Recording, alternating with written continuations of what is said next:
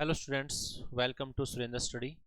Today we are going to discuss about your 12th class chapter 1 Human Geography, Nature and Scope.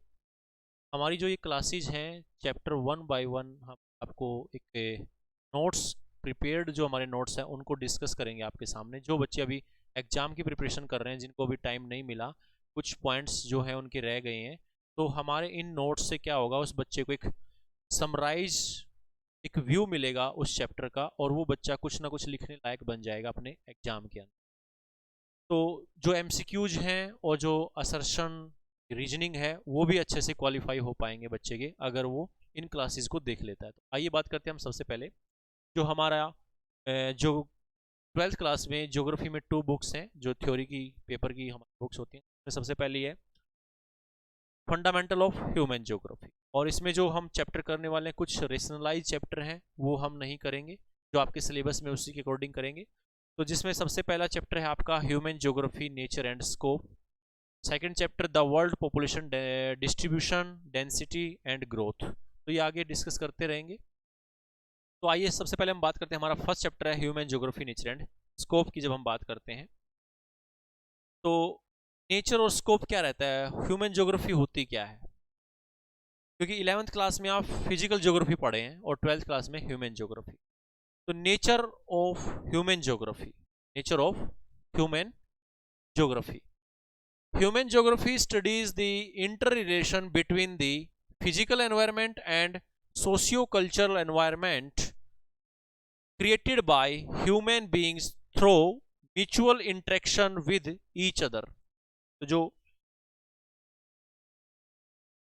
Human being ने जो create किया है अर्थ पे और जो नेचर है, उनके बीच में एक इंटर रिलेशन है जिसको हम कह सकते हैं फिजिकल एनवायरनमेंट जो आपके आसपास है, जो आपके आसपास बुक्स हैं, फर्नीचर है, वो आप एनवायरनमेंट में क्लासों में पढ़ चुके हैं कि एनवायरनमेंट होता है क्या। तो फिजिकल एनवायरनमेंट जो हमारे आसपास है, जिस तरीके से आप जिस एरिया में रहते हैं, वहाँ प्लेन एरिया है, ट्रेन एरिया है, किस तरीके का है, वो फिजिकल एनवायरनमेंट हो गया। और सोशियो कल्चरल एनवायरनमेंट क्या, जहाँ आप रहते हैं आपका एक कल्चर बन चुका है, आपकी एक बोली बन चुकी है, आपकी एक लैंग्वेज बन चुकी है, आपका एक जो फूड चेन है, क्या खाते हैं क्या नहीं, तो उस तरीके से उसको बोलते हैं culture, socio cultural environment created by human being through mutual interaction with each other.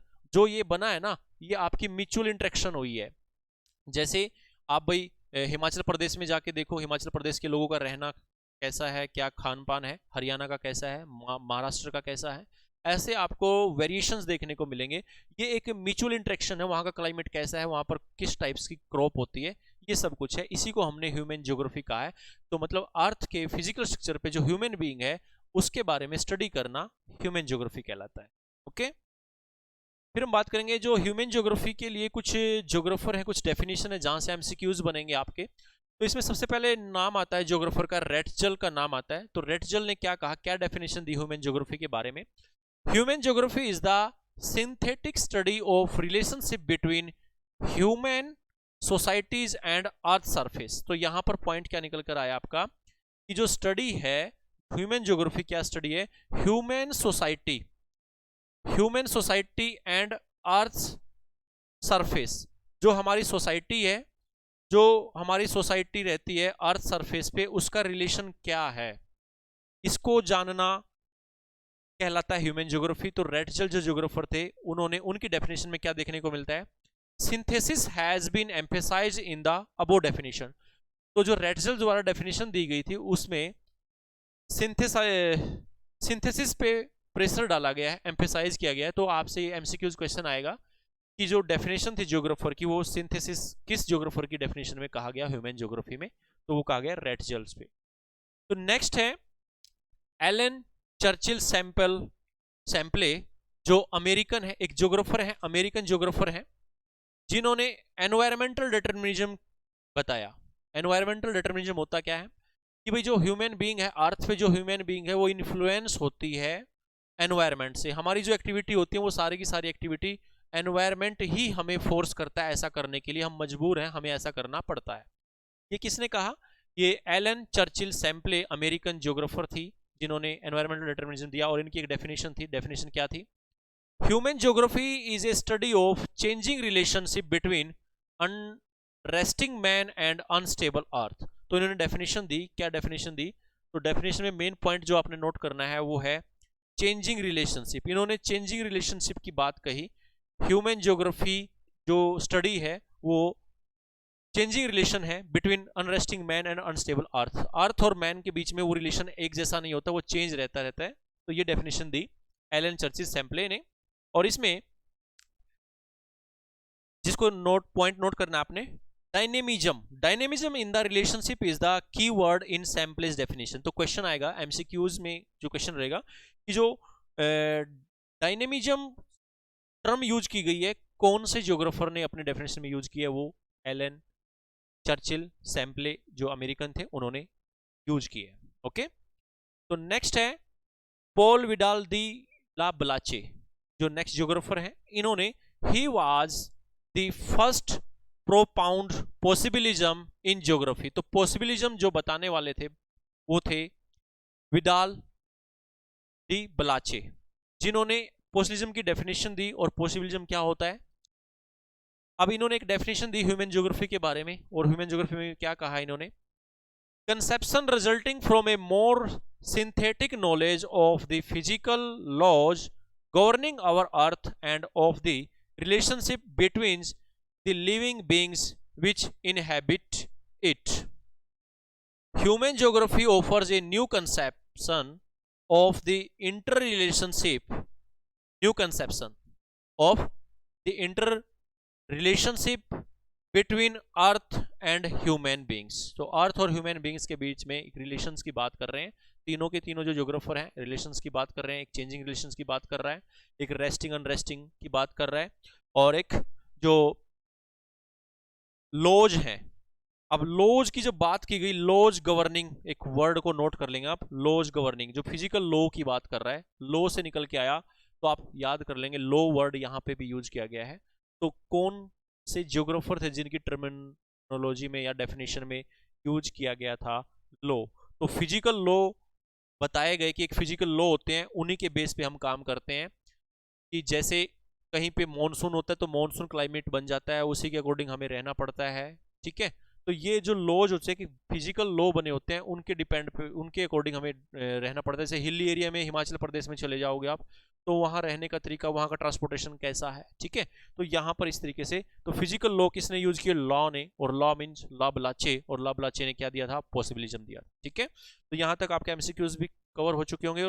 और जब आप डेफिनेशन लिखोगे human, what is human geography question आएगा, तो ह्यूमन ज्योग्राफी में एक्सप्लेनेशन के साथ आप 3 ज्योग्राफर की डेफिनेशन पुट कर देंगे तो आपको अच्छे मार्क्स मिलेंगे। नेक्स्ट आता है कि नेचुरलाइजेशन ऑफ ह्यूमन, जिसको हम डिटरमिनिज्म बोलते हैं, नेचुरलाइजेशन ऑफ ह्यूमन। और एक और कीवर्ड आएगा आपका ह्यूमनाइजेशन ऑफ नेचर, जिसको पॉसिबिलिज्म कहते हैं। तो सबसे पहले हम बात करेंगे नेचुरलाइजेशन ऑफ ह्यूमन, जिसको डिटरमिनिज्म कहते हैं। होता क्या है भाई? ये क्वेश्चन आ जाएगा आपका, naturalisation, what is the what is naturalisation of humans, या व्हाट इज डिटरमिनिज्म, क्या होता है? Naturalisation of humans refer to the human condition when human action were dictated by nature. Dictated by nature मतलब जब nature आपको चलाता है, आप नेचर के अकॉर्डिंग चलते हैं। तो जो परमिटिव सोसाइटीज हैं, जो पहले हमने कहीं जंगलों में रहना सीखा, तो वहाँ पे क्या खान पान था हमारा, किस क्रॉप को हमने अडॉप्ट किया, किस तरीके से हम अपना सर्वाइव करते थे, तो वो सारी कंडीशन हमारी डिपेंडेंसी होती है नेचर पे, जिसको कहा जाता है नेचुरलाइजेशन ऑफ ह्यूमन। तो ह्यूमन का नेचुरलाइजेशन था उस टाइम पे।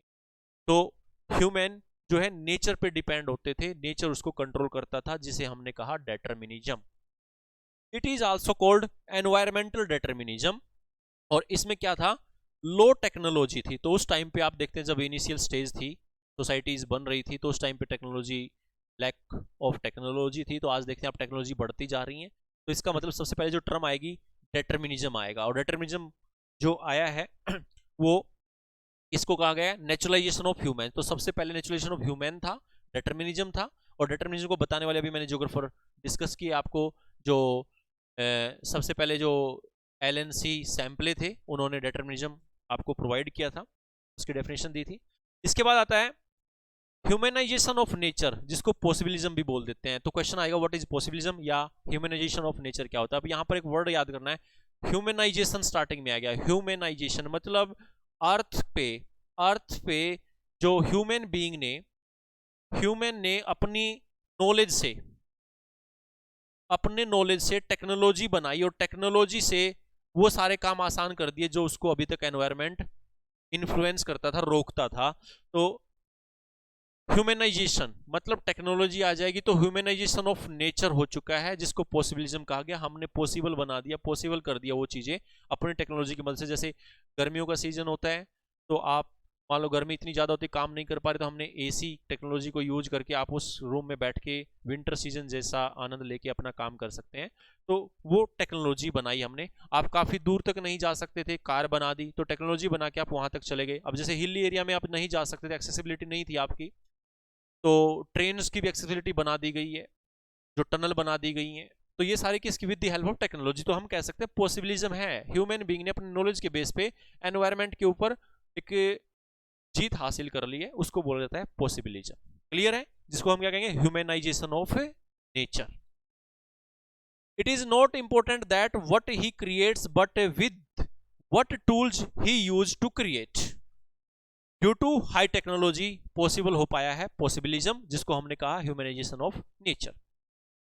नेक्स्ट है, there are two approaches of geography. Geography के अंदर टू टाइप्स की अप्रोच होती है, जिसमें एक होती है सिस्टमैटिक होती है और एक होती है रीजनल अप्रोच होती है। सिस्टमैटिक अप्रोच और आपका रीजनल अप्रोच, ये टू अप्रोचेज होती हैं। जो there are two approaches of geography. तो ज्योग्राफी को पढ़ने के लिए एक रीजनल बेस पे होती है, एक सिस्टमैटिक तरीके से होती है। आप देखेंगे सिस्टमैटिक तरीके से कैसे होती है, जैसे मान लें पहले आप जियोमॉर्फोलॉजी पढ़ते हैं, फिजिकल ज्योग्राफी पढ़ी आपने, फिजिकल ज्योग्राफी पढ़ने के बाद आपको पता चला कहाँ पर सोइल है, कैसी किस टाइप की सोइल है, ड्रेनेज सिस्टम कैसा है, वहाँ का क्लाइमेट कैसा है, ठीक है। और उसके बाद फिर उस पर ह्यूमन बींग्स जो कैसे काम कर रहे हैं, उसको फिर आगे फर्दर डिवीजन दिया गया है ह्यूमन ज्योग्राफी में। जैसे सेंसस क्या होता है, ठीक है, जनगणना कैसे होती है, एग्रीकल्चर ज्योग्राफी क्या होती है, इकोनॉमिक ज्योग्राफी क्या होती है, सोशोलॉजी क्या होती है, इस तरीके से। नेक्स्ट आता है, अब यहां पर स्कूल ऑफ ह्यूमन ज्योग्राफी, यहां से जो है आपका क्वेश्चन बनने के चांस ज्यादा होते हैं। स्कूल ऑफ ज्योग्राफी क्या होते हैं, मतलब जब एक सब्जेक्ट बनने लगा तो सब्जेक्ट को कैसे बनाया जाए, कैसे इकट्ठा किया जाए, क्या नोट्स बनाए जाएं उसमें, या क्या नॉलेज इकट्ठा करके ऐड किया जाए। जो स्कॉलर हैं वो स्कॉलर क्या कुछ आपको नॉलेज एक्स्ट्रा दें, उसके according school of human geography बनाए गए। और वो 3 टाइप के स्कूल ऑफ ज्योग्राफी हैं। उसमें सबसे पहला आता है वेलफेयर और ह्यूमनिस्टिक स्कूल। तो नोट कर लेंगे आप, वेलफेयर और ह्यूमनिस्टिक स्कूल क्या कहता था, of thought in human geography was mainly concern with the different aspects of social wellbeing of people. Social wellbeing of people, तो यहां पर सोशल वेलबींग ऑफ पीपल कहा गया कि जो अर्थ सरफेस पे जो पब्लिक है, जो पीपल है, उनकी जो सोशल वेलबींग, उनका रहना और कैसे इंप्रूवमेंट किया जाए, उनका एक लिविंग स्टैंडर्ड को कैसे इंप्रूव किया जाए, ये कौन कहता है, ये वेलफेयर और ह्यूमनिस्टिक स्कूल कहता है। तो ह्यूमनिस्टिक स्कूल में जो ज्योग्राफर नॉलेज इकट्ठा करते हैं वो ये सोचते हैं कि कैसे हम अपने नॉलेज से ह्यूमन ज्योग्राफी के लिए जो नॉलेज इकट्ठा कर रहे हैं वो नॉलेज कैसे फ्रूटफुल हो ह्यूमन बीइंग के लिए, और उसकी लाइफ क्या हो जाए, social wellbeing of human people. These includes aspects such as housing, health and education। मतलब एजुकेशन कैसे इंप्रूवमेंट होगा, हाउसिंग कैसे इंप्रूवमेंट होगी, हेल्थ कैसे इंप्रूवमेंट होगी, इन चीजों को लेके वो डाटा इकट्ठा करेंगे और वो जो ज्योग्राफर होंगे वो इसी एस्पेक्ट्स पे काम करेंगे। तो आपका क्वेश्चन बन जाएगा वेलफेयर ह्यूमनिस्टिक स्कूल्स किसे कहते हैं, जो सोशल वेलबींग ऑफ पीपल को देखता है। या एमसीक्यूज आ जाएगा कि भाई social wellbeing of people in which school of geography, तो ह्यूमन ज्योग्राफी। तो आप कहेंगे वेलफेयर स्कूल ऑफ जो ह्यूमन ज्योग्राफी या humanistic school of human geography से ये पॉइंट नोट किया। फिर नेक्स्ट स्कूल आता है रेडिकल स्कूल। तो radical school of thought employed Marxian theory. तो मार्क्सियन थ्योरी पे ये बेस है। मार्क्सियन थ्योरी क्या कहती है, मार्क्स की जो थ्योरी है वो क्या कहती है, उसी पे बेस है रेडिकल स्कूल। तो रेडिकल स्कूल में जो ज्योग्राफर थे, जो नॉलेज इकट्ठा कर रहे थे, जो बच्चों को या जो आने वाले स्कॉलर्स को गेन नॉलेज दे रहे थे, या जो पब्लिक उससे सीखेगी, कुछ जानेगी, तो उसका काम क्या था, क्या काम आसान करना था उसका। तो रेडिकल स्कूल्स वालों का काम था to explain the basic cause of poverty. तो कहते हैं कि पॉवर्टी जो होती है ना, गरीबी होती है, जो पॉवर्टी है वो पॉवर्टी क्यों है, क्या कारण है। Deprivation and social inequality. तो समाज में आप देखते हैं कुछ परिवार बड़े पैसे वाले होते हैं, कुछ कम पैसे वाले होते हैं, किसी के पास रिसोर्स बहुत ज्यादा है, किसी के पास रिसोर्स बहुत कम है।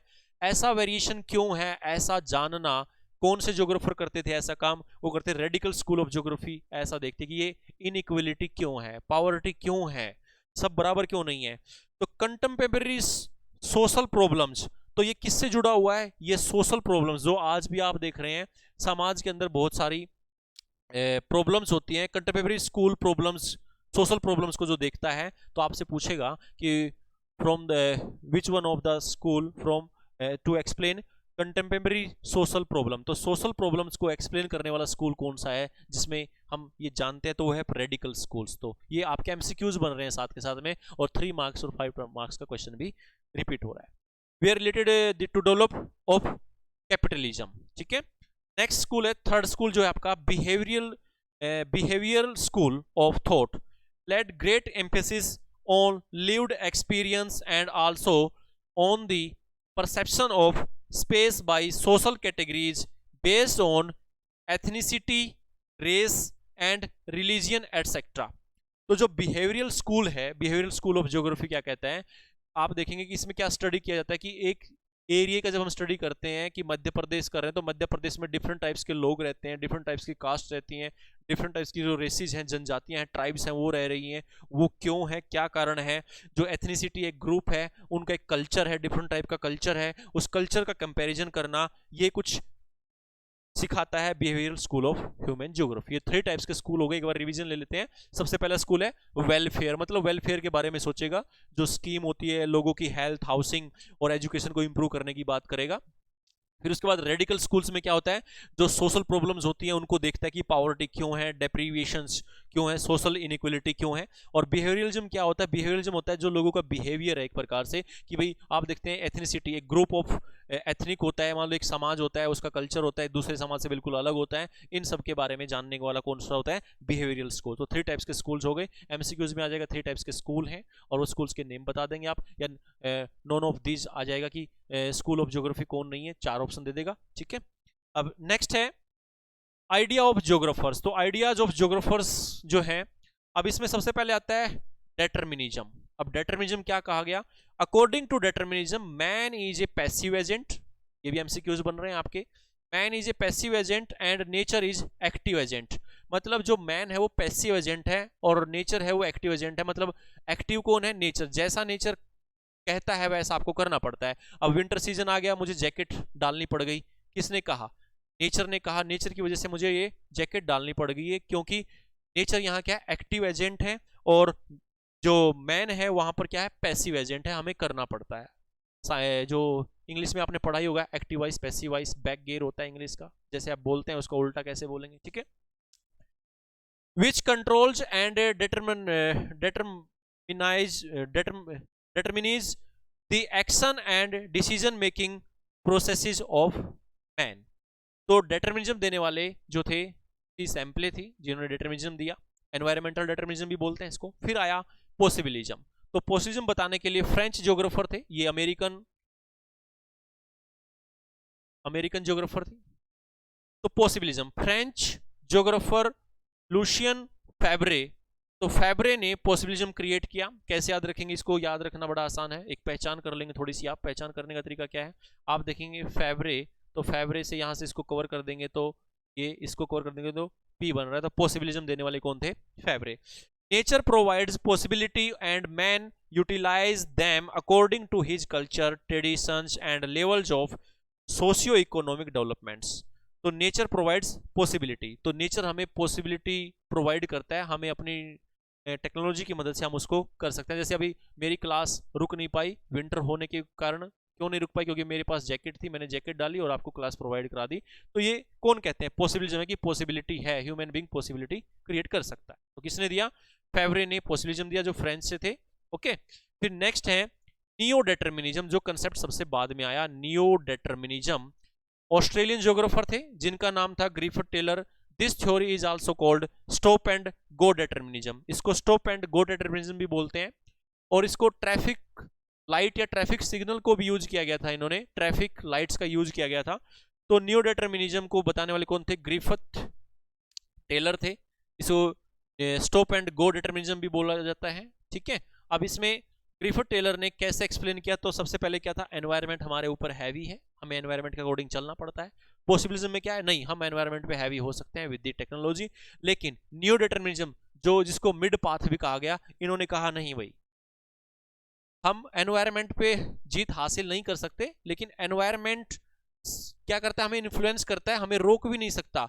हम कुछ समय के लिए क्या होते हैं? स्टॉप होते हैं, रोक देता है हमें एनवायरनमेंट, लेकिन फिर हम चल देते हैं, गो हो जाता है। तो जैसे ट्रैफिक लाइट क्या काम करती है? ट्रैफिक लाइट आपको, मान लो आपको स्कूल में आना है, कॉलेज में आना है, तो आपको ट्रैफिक लाइट कुछ समय के लिए रोक सकती है, लेकिन स्कूल में आने से नहीं रोक सकती। या कहीं आगे जाम लगा हुआ है, तो जाम की प्रॉब्लम है, तो वो आपको डाइवर्ट कर सकती है, कोई दूसरा डायरेक्शन दे सकती है। इसी तरीके से नियो डिटर्मिनिज्म कहा गया। या मान लो कहीं पे इन्होंने एग्जाम्पल दिया, अगर कहीं पे पोल्यूशन बहुत ज्यादा है, तो आप वो एक्टिविटी, जो पोल्यूशन फैलाने वाली जो एक्टिविटी हो रही है, ह्यूमन बीइंग जो एक्टिविटी हो रही है, उनको आप बंद कर देंगे। जैसे कोरोना काल हुआ था, तो कोरोना काल में सब कुछ फैक्ट्रियां बंद हो गई थी, तो मौसम बिल्कुल एकदम से साफ हो गया था, बिल्कुल क्लीन हो गया था। आप कह रहे थे कि नेचर जो देख रहे हैं वो नेचर अब दिखाई दे रहा है। तो ये स्टॉप एंड गो डिटर्मिनिज्म कहता है, जिसको ग्रिफिथ टेलर ने प्रोवाइड किया आपको। फिर आता है neo determinism. Stop and go क्या होता है? Developed by Griffith Taylor. It is a middle path, it is a middle path between environmental determinism and possibilism. अभी दो कंडीशन बताया था मैंने, क्या था? इनके बीच में एक मिडल पाथ था, डिटर्मिनिज्म और पॉसिबिलिज्म के बीच का एक जो मिडल पाथ था, तो मिडल पाथ था नियो डिटर्मिनिज्म। तो हम कह सकते हैं पहली कंडीशन ये आई थी, दूसरी ये, और फिर थर्ड नंबर पे आया neo determinism. The concept shows that neither is there a situation of absolute necessity nor is there a condition of absolute freedom. Sustainable development is the main aim. तो जो न्यू डिटर्मिनिज्म है, इसका main क्या मतलब होता है? Sustainable development is the main M. Sustainable development इसका main उद्देश्य होता है, किसका? नियो डिटर्मिनिज्म का, या इसको स्टॉप एंड गो डिटर्मिनिज्म का। मतलब जैसे आपने देखा,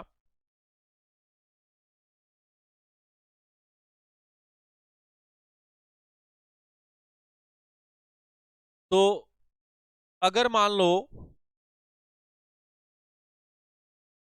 आपके पास जो बिजली बनाने के लिए पहले क्या था? पावर हाउस, जो थर्मल पावर हाउस यूज किए जाते थे, या थर्मल पावर स्टेशन बनाए जाते थे, उसमें क्या किया जाता? कोयले को यूज किया जाता था, और कोयले को यूज करके बिजली बनाई जाती थी। उससे क्या होता था? जो धुआं निकलता था, पोल्यूशन होता था, और जो वाटर है उसको हिट करके, बॉईल करके, स्टीम चला बना के, इंजन जो है जैसे चलता था स्टीम इंजन, आप देखते हैं एक्सपेरिमेंट, ऐसे ही पानी को गर्म करके वो स्टीम बनाता है, स्टीम टरबाइन को चलाता है, टरबाइन फिर जनरेटर को चलाता है, और बिजली ऐसे बनती है। तो कोयला जो है जमीन से निकाला जाता है, और वो जमीन से इतना ज़्यादा कोयला निकाला जा चुका है, जिसके जो रिसोर्स है वो बहुत ख़त्म हो चुका है, बिल्कुल बचा ही नहीं रहा है। और उससे क्या होता था? जो कोयले को जलने के बाद जो ऐश बनती थी, जो वो सोइल को अनफर्टिल करने का काम करती है, और जो पोल्यूशन से जो धुआं निकलता था वो एयर को पोल्यूट करता है, और हीट जनरेट होती थी तो वो क्लाइमेट को इफेक्ट करती थी। अब इसकी जगह इन्होंने कहा कि बिजली तो बनानी है और हमें डबल बनानी है, एनर्जी प्रोडक्शन ज़्यादा करना है, तो सोलर पैनल जो लेके आए हैं। तो सोलर पैनल की अगर हम बात करें, तो सोलर पैनल अगर हम बात करें तो किसका एग्जांपल है? सस्टेनेबल डेवलपमेंट का। मतलब डेवलपमेंट करो, ऐसे काम करो जिससे एनवायरनमेंट को नुकसान ना हो।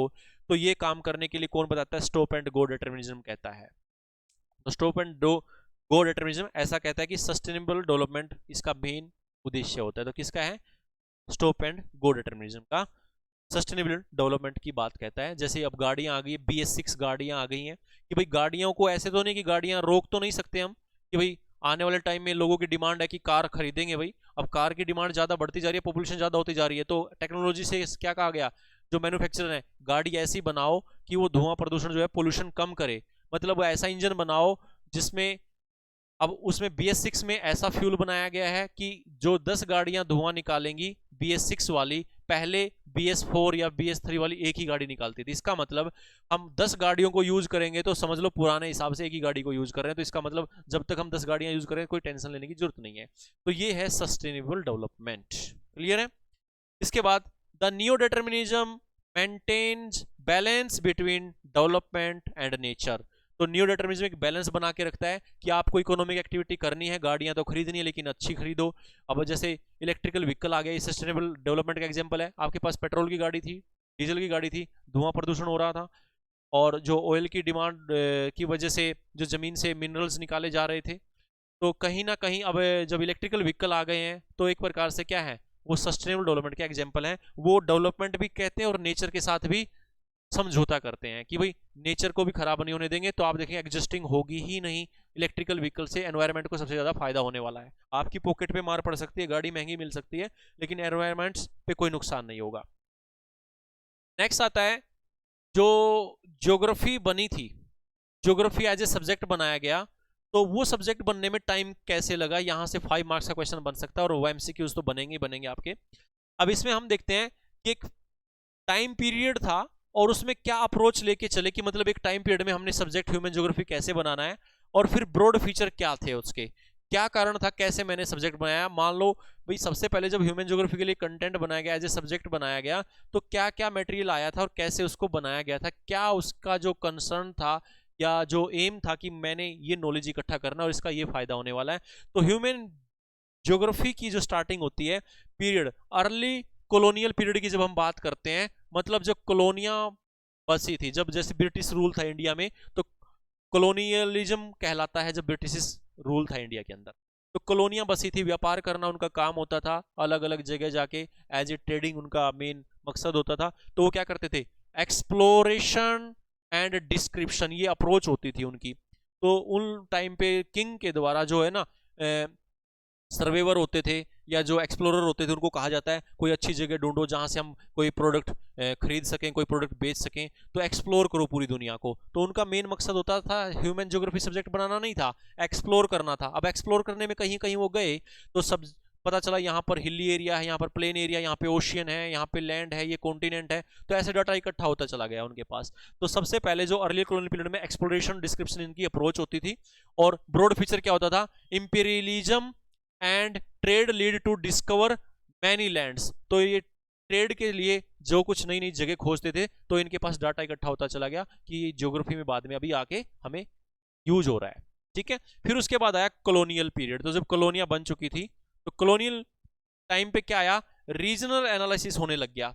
अब रीजनल एनालिसिस में क्या हुआ, रीजनल एनालिसिस, रीजनल लेवल पे एनालाइज करने लग गए कि भाई अफ्रीका में तो ऐसा था, इंडिया में ऐसा है, और वहां हम ट्रेड कर रहे थे, सिल्क रूट से जा रहे थे। तो इस तरीके से रीजनल एनालिसिस क्या था, understanding of parts in totality would lead to understand the वोल।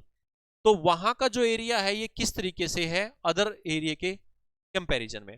फिर उसके बाद आता है 1930 इंटरवार। जब इंटरवार चल रहे थे 1930 के टाइम पे क्या सिचुएशन थी, उस टाइम पे आ जाता है एरियल डिफरेंशिएशन करने लग जाते हैं हम ज्योग्राफी के बारे। Find the reason for the uniqueness of a region, मतलब अब हम देखेंगे कि अफ्रीका के लोग काले हैं, ऑस्ट्रेलिया के लोग गोरे हैं, यूरोप के लोग गोरे हैं, तो ये क्यों है, क्या कारण है, इसको बोला गया एरियल डिफरेंशिएशन किया जाने लगा। जब आपके पास एक जगह का डाटा होगा, अफ्रीका का डाटा होगा, फिर अमेरिका का डाटा होगा या इंडिया का डाटा होगा, तभी तो आप कंपैरिजन करेंगे।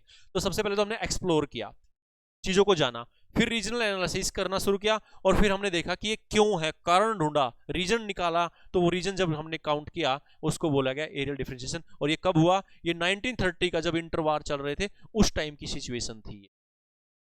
फिर 1950 और 1960 का जब टाइम आता है, तो तब ज्योग्राफर क्या कर रहे होते हैं, ज्योग्राफी के साथ क्या कुछ ऐड ऑन हो रहा होता है।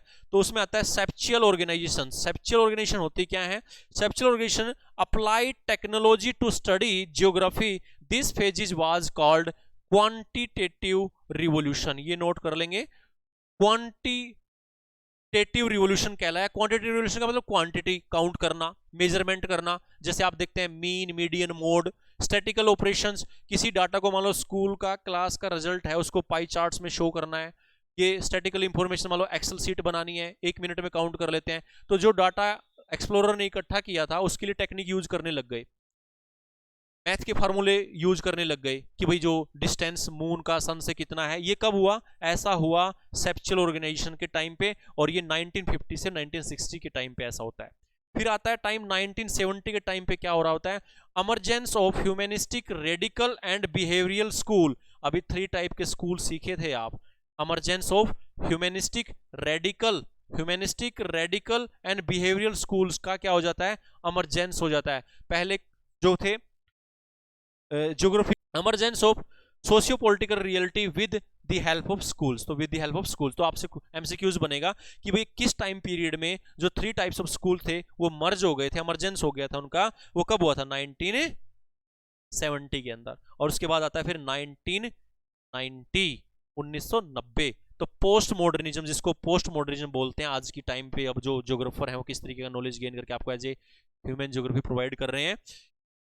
Journalisation and apply of universal laws to understand geography. तो आप यहां पे वर्ड आया यूनिवर्सल लॉज, तो यूनिवर्सल लॉज को यूज किया जाता है। जैसे अब पाई बन गया, पाई 22/7 होता है, तो पाई कैसे बना? अब हर कंट्री जब वो सरकमफ्रेंस का फार्मूला लगाते हैं तो वही फार्मूला लगता है। फिर सेंट्रीफ्यूगल फोर्स क्या होता है? लॉ ऑफ फेरल क्या होता है? लॉ ऑफ फेरल इंडिया भी पढ़ता है, अमेरिका भी पढ़ता है। पर्सपिटेशन कैसे काम करती है, इवेपोरेशन कैसे होता है, ये सारे के सारे लॉ यूनिवर्सल लेवल पे पढ़े जाते हैं एक ही तरीके से, कि बरसात कैसे होती है, वो एक ही कंसेप्ट पे पढ़ते हैं। तो ये कब पॉसिबल हो पाया? 1990 के। इस तरीके से ये आप कह सकते हैं कि historical background of human geography कह सकते हैं, कि ज्योग्राफी के लिए हमने कैसे कैसे ऐड ऑन किया मटेरियल्स को। तो ये 5 मार्क्स का क्वेश्चन बनेगा आपका, तो आपने इसमें सीक्वेंस में रख देना है, और एमसीक्यूज जो बनेंगे इसी से 1 टाइप से जो मैंने ब्लॉक्स में ये वर्डिंग रखी है, यहीं से क्वेश्चन बनेगा आपका एमसीक्यूज। इसके बाद आता है human geography and sister discipline of social science. मतलब जो ह्यूमन ज्योग्राफी एक सोशल साइंस भी है भाई। सोशल साइंस कैसे? अब सोशल साइंस में आप जैसे 9th में 10th क्लास में आप पढ़े होंगे, तो एज ए एसएसटी सब्जेक्ट पढ़े, तो उसमें आपने देखने को मिला होगा हिस्ट्री पढ़े हैं, उसमें ज्योग्राफी पढ़े हैं, पॉलिटिकल साइंस जिसको पॉलिटी बोलते हैं, पॉलिटिकल साइंस पढ़े हैं, इकोनॉमिक्स पढ़े हैं। तो इस तरीके से ये जब सब्जेक्ट पढ़े हैं आप, इसको बोलते हैं सोशल साइंस। तो सोशल साइंस का एक पार्ट है ह्यूमन ज्योग्राफी, जो है sister disciplines of social science, एक सोशल साइंस से ही जुड़ा हुआ है। तो इसको देखते हैं कैसे समझेंगे। जो फील्ड एंड सब फील्ड ऑफ ह्यूमन ज्योग्राफी भी कह सकते हैं, यहां से वो एमसीक्यूज टाइप के क्वेश्चन बनेंगे आपके। और कैसे बनेंगे कि भाई जो सब्जेक्ट है हमारे फील्ड ह्यूमन ज्योग्राफी की, जो है सोशल ज्योग्राफी किसे कहते हैं? सोशल ज्योग्राफी कौन कौन से सब फील्ड है?